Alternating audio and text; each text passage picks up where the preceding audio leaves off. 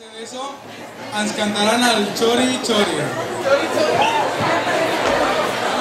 Chori Chori.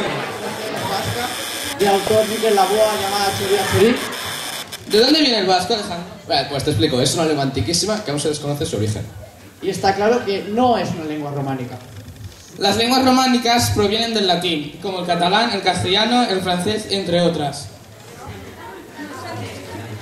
Que alguien la traduzca, por favor. Dani, que tiene cara de poeta. Está claro, está claro. Dice así. Dice, si le hubiera cortado las alas, habría sido mío.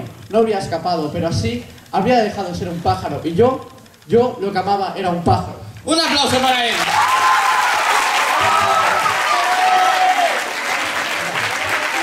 Déjame de tonterías, tío, y vamos a ver cómo canta la fiesta. Quería hacer un inciso porque hace... Bueno, dedicado a nuestro profesor de biología, Joan Gaete.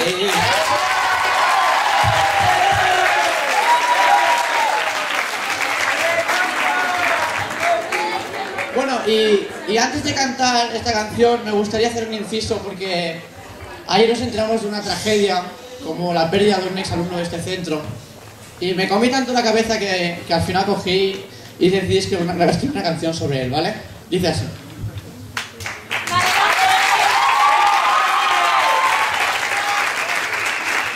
Vale. Una mirada hacia arriba, tiemblo cuando me levanto, pensamiento me castiga mientras contagiaste el llanto, tanto como se ha recordado, no tengas dudas, la fortuna no está a tu lado, muchas bocas mudas, ahora nos separa la vida y la muerte, suerte conocerte, otra razón para ser fuerte, el consuelo es que nos miras desde el cielo, no estás atado ni al dinero ni al complejo, pero hacer este gesto no me hizo ser mejor, esto es lo que te presto, todo mi calor y te despido, con sonrisa de reencuentro y una canción.